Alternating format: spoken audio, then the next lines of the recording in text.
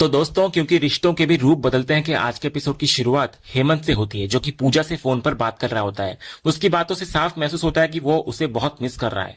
खासकर उसे पूजा की मौजूदगी और उसके हाथ के खाने की कमी महसूस हो रही है। वो एक बार फिर उसे अपने पास आने के लिए मनाने की कोशिश करता है, लेकिन तभी वहां वृंदा पहुंच जाती है और हेमंत फोन बाद में करने का कहकर कॉल कट कर देता है। इसके बाद वृंदा हेमंत से एक जरूरी बात करती है। वो चाहती है कि नया प्रोजेक्ट अंगद, ऋतिक और देव संभाले। उसकी नजर में अंगद पहले से ही इस काम को अच्छी तरह समझता है और हाल ही में उसने जिस तरह प्रोजेक्ट को प्रस्तुत किया उससे भी उसकी क्षमता साबित हो चुकी है। लेकिन हेमंत तुरंत उसकी बात मानने के बजाय असली वजह जानना चाहता है। उसे लगता है कि वृंदा किसी कारण से जिम्मेदारी से पीछे हटना चाह रही है। वो साफ साफ जानना चाहता है कि मामला सिर्फ प्रेगनेंसी का है या इसके पीछे कोई और वजह छिपी हुई है। तो वृंदा इस पर समझाने की कोशिश करती है कि उसकी तबीयत या प्रेगनेंसी से इसका कोई संबंध नहीं है, सब कुछ ठीक है और उसे किसी तरह की परेशानी नहीं है। लेकिन हेमंत उसकी बात से संतुष्ट नहीं होता। उसके अनुभव को महसूस हो जाता है कि वृंदा कुछ छिपा रही है। यही हेमंत उसे फिर से याद दिलाता है कि औरतें किसी भी चुनौती को संभालने में कमजोर नहीं होती। उसके अनुसार इस प्रोजेक्ट को अगर कोई सबसे बेहतर तरीके से आगे बढ़ा सकता है तो वो वृंदा ही है। इसलिए वो स्पष्ट करता है कि अब इस फैसले पर कोई बहस नहीं होगी। उसका विश्वास पूरी तरह वृंदा पर है और वो चाहता है कि उसका पूरा ध्यान सिर्फ अपने लक्ष्य पर रहे। हेमंत उसको समझाता है कि जिस तरह अर्जुन की नजर सिर्फ अपने लक्ष्य पर थी, उसी तरह उसे भी बाकी बातों को भूलकर इस प्रोजेक्ट को आगे बढ़ाना होगा और अपना लक्ष्य प्रोजेक्ट पर ही देना होगा। आखिरकार वृंदा उसकी बात मान लेती है और प्रोजेक्ट संभालने के लिए तैयार हो जाती है। दूसरी तरफ शाम तक फैक्ट्री का काम लगभग खत्म हो चुका होता है। ऋतिक अंगद के कैबिन में पहुंचता है और पूछता है कि क्या वो घर नहीं चल रहा। लेकिन अंगद कहता है कि नया प्रोजेक्ट शुरू हुआ है और कुछ जरूरी काम अभी बाकी है, इसलिए उसको रुकना पड़ेगा। ऋतिक कुछ देर उसका इंतजार करने की बात करता है, लेकिन अंगद उसे घर जाने के लिए कहता है। वो ये भी कहता है कि मुन्नी उसका वेट कर रही होगी और फिलहाल वो चाहता है कि जितना काम हो सके खुद निपटा ले, ताकि वृंदा पर ज्यादा बोझ न पड़े। उधर वृंदा भी अपने कैबिन में लगातार काम कर रही होती है। तभी ऋतिक वहां भी पहुंचता है और उसे भी घर चलने के लिए कहता है, लेकिन वृंदा कहती है कि उसका काफी काम अभी बाकी है और वो काम खत्म करके ही निकलेगी। ऋतिक उसको समझाने की कोशिश करता है कि काम कभी पूरी तरह खत्म नहीं होता और उसने सुबह से कुछ ठीक से खाया भी नहीं है, लेकिन वृंदा अपनी बात पर कायम रहती है। यही ऋतिक के मन में एक अलग ही विचार आता है। उसको लगता है कि अगर अंगद और वृंदा दोनों अकेले फैक्ट्री में रह जाएंगे तो शायद उन्हें कुछ वक्त साथ बिताने का मौका मिल जाए। इसलिए वो ज्यादा जोर नहीं देता और वापस निकल जाता है। तभी जाते जाते एक छोटा सा प्यारा पल भी देखने को मिलता है। जब वृंदा उसको सावधानी से घर जाने के लिए कहती है तो ऋतिक अनजाने में उसे माँ कह बैठता है। फिर तुरंत बात को संभालते हुए कहता है कि उसका मतलब भाभी माँ से था। यह सुनकर वृंदा मुस्कुरा देती है और माहौल हल्का होता है। वो बोलती है, मुझे बहुत अच्छा लगा। इसके बाद दोनों अपने अपने कैबिन में काम में व्यस्त हो जाते हैं। समय धीरे धीरे आगे बढ़ता है। काम करते करते वृंदा को प्यास लगती है और वो पानी पीने लगती है। इसी दौरान विक्रांत उसके कैबिन में कुछ जरूरी दस्तावेज लेकर पहुंचता है। वो ये देखकर हैरान होने का दिखावा करता है कि वृंदा अभी तक अकेले काम कर रही है। वो हेल्प करने और देर तक रुकने की पेशकश भी करता है, लेकिन वृंदा उसकी हेल्प लेने से साफ मना करती हुई नजर आती है। विक्रांत दोबारा हेल्प की बात करता है और ये भी याद दिलाता है कि अंगद सर के पास देव सर और ऋतिक सर भी हैं उनकी हेल्प करने के लिए। तो वो वृंदा के पास रुक जाता है उसकी हेल्प करने के लिए, लेकिन वृंदा इस बार भी उसको जाने के लिए कहती है। इसके बाद जब विक्रांत बाहर निकलने लगता है तभी वृंदा को अचानक एक पुरानी फाइल याद आती है। वो उससे पूछती है कि क्या उसे श्रीवर्धन टेक्सटाइल्स का वो पुराना प्रस्ताव याद है जो कई साल पहले भेजा गया था। तो विक्रांत अंदाजा लगाता है कि वो फाइल शायद स्टोर रूम में हो सकती है। वो उसको ढूंढने की बात करता है, लेकिन वृंदा खुद ही जाकर देखने का फैसला करती है। यहीं से कहानी में नया मोड़ आता है। जैसे ही वृंदा स्टोर रूम की तरफ जाती है, विक्रांत के चेहरे पर एक अलग ही मुस्कान दिखाई देती है। उसी समय कृपा उसके पास पहुंचती है और उसके इस बदले हुए हाव भाव की वजह जानना चाहती है।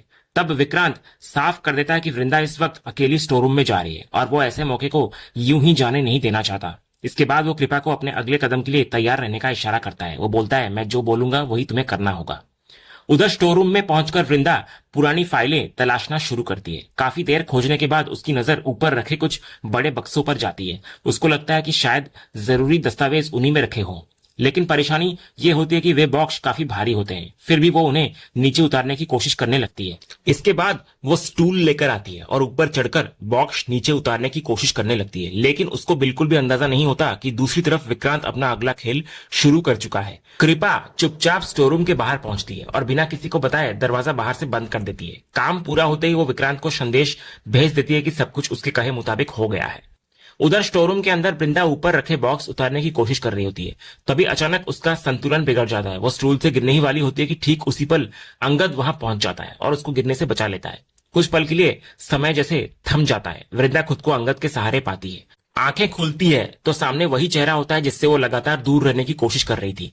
दूसरी तरफ अंगद भी उसको देख रहा होता है। दोनों के बीच कुछ क्षणों की खामोशी रहती है जहां शब्दों से ज्यादा उनकी नजरें बात करती दिखाई देती है। इसके बाद अंगद उसको संभालकर नीचे उतारता है और सबसे पहले उसकी हालत पूछता है कि वो कैसी है। उसके चेहरे पर साफ चिंता दिखाई देती है। वो नाराज भी होता है कि ऐसी हालत में उसको स्टूल पर चढ़कर भारी बॉक्स निकालने की क्या जरूरत थी। उसे लगता है कि वृंदा अपनी स्थिति को हल्के में ले रही है। वृंदा अपनी तरफ से समझाती है कि वो कोई जोखिम नहीं उठा रही थी बल्कि सिर्फ काम पूरा करने की कोशिश कर रही थी। साथ ही वो अंगद का शुक्रिया भी करती है कि उसने टाइम पर उसको संभाल लिया। फिर वो पलटकर अंगद से पूछती है कि वो खुद इतनी देर तक ऑफिस में क्या कर रहा है। यहीं से दोनों के बीच फिर वही पुरानी टकरार शुरू होती है। अंगद को लगता है कि वृंदा खुद को साबित करने के लिए जरूरत से ज्यादा मेहनत कर रही है, जबकि वृंदा साफ करती है कि उसे किसी को कुछ साबित करने की जरूरत नहीं है, क्योंकि उसके काम को पहचानने वाले लोग पहले से जानते हैं कि वो क्या कर सकती है। इसके बाद वो जरूरी फाइलें लेकर बाहर निकलने लगती है, लेकिन जैसे ही दरवाजा खोलने की कोशिश करती है उसको एहसास होता है कि दरवाजा खुल ही नहीं रहा। पहले उसे लगता है कि शायद कोई तकनीकी दिक्कत होगी, लेकिन जल्दी दोनों समझ जाते हैं कि दरवाजा बाहर से बंद है। घबराहट में वृंदा और जोर लगाकर दरवाजा खोलने की कोशिश करती है और इसी दौरान उसके हाथ में चोट लग जाती है। ये देखते ही अंगद तुरंत उसका हाथ पकड़ लेता है और उसको राहत देने की कोशिश करता है। उसके व्यवहार से साफ महसूस होता है कि चाहे दोनों के बीच कितनी भी दूरी क्यों ना हो, एक दूसरे की तकलीफ अभी भी उन्हें परेशान करती है। इसके बाद अंगद खुद दरवाजा खोलने की कोशिश करता हुआ नजर आता है, लेकिन काफी कोशिशों के बावजूद दरवाजा नहीं खुलता। दोनों अब समझ जाते हैं कि मामला साधारण नहीं है। वृंदा तुरंत ऋतिक को फोन करने का सोचती है, लेकिन तभी उसको याद आता है कि उसका फोन बाहर ही रह गया है। इस पर अंगद उसको लापरवाह कहता है, लेकिन अगले ही पल जब वो अपना फोन निकालने की कोशिश करता है तो उसको भी पता चलता है कि उसका फोन भी कैबिन में ही छूट गया है।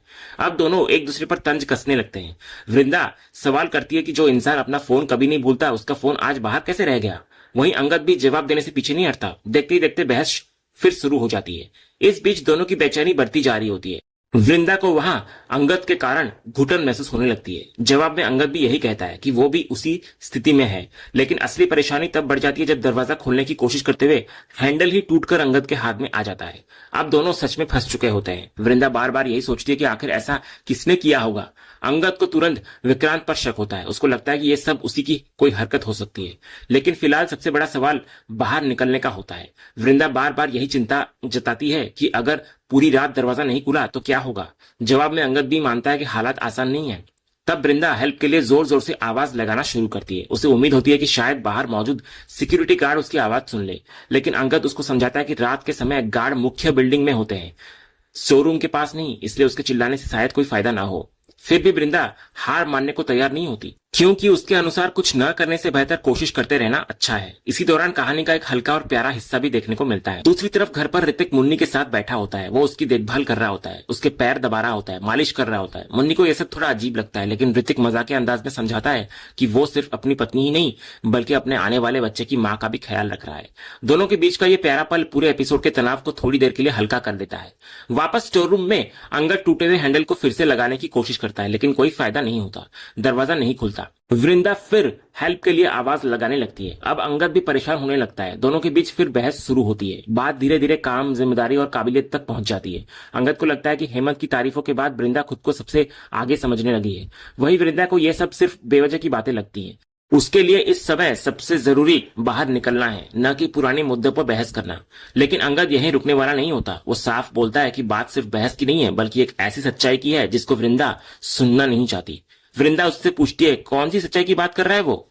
तो इस पर अंगद सीधे उस दौर की बात छेड़ता है जब वृंदा ने फैक्ट्री का काम संभालना शुरू किया था। उसके अनुसार उस समय हालात बिल्कुल अलग थे।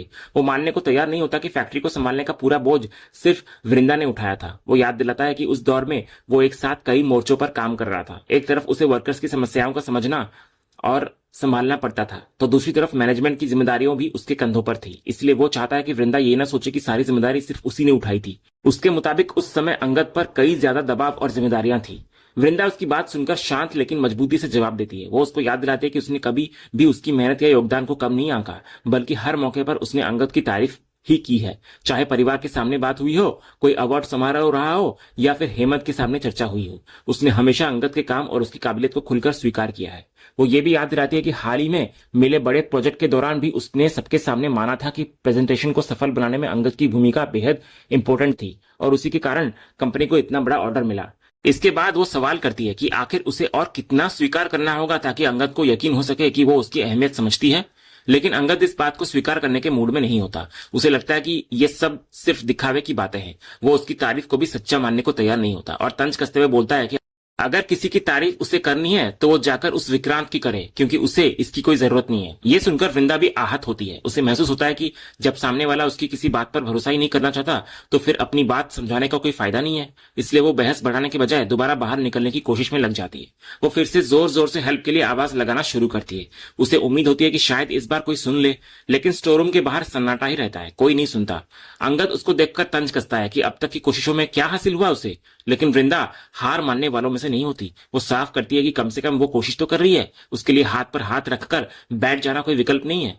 इसके बाद वो पूरी ताकत से हेल्प के लिए पुकारने लग जाती है, लेकिन इस बार भी बाहर से कोई जवाब नहीं आता। उसकी आवाजें स्टोर रूम की दीवारें तक ही सीमित रह जाती है। धीरे धीरे उसकी बेचैनी बढ़ने लगती है। दूसरी तरफ अंगद भी अब पहले से ज्यादा परेशान दिखाई देता है। दोनों के बीच नाराजगी अभी भी मौजूद है, लेकिन हालात ऐसे हैं कि ना वे बाहर निकल पा रहे हैं और ना ही एक दूसरे से दूरी बना पा रहे हैं। और इसी तनाव, बेचैनी और अधूरी बहस के साथ आज का ये एपिसोड यहीं पर खत्म होता है। तो दोस्तों, आपको आज के एपिसोड का अपडेट कैसा लगा? अपनी राय हमें कमेंट बॉक्स में जरूर बताएं। अगर आपको आज का ये वीडियो पसंद आया हो तो वीडियो को लाइक और शेयर जरूर करें और हमारे इस चैनल को सब्सक्राइब करना ना भूलें और बेल आइकन को भी जरूर दबाएं। हम मिलते हैं अगले एपिसोड के अपडेट के साथ। तब तक के लिए धन्यवाद।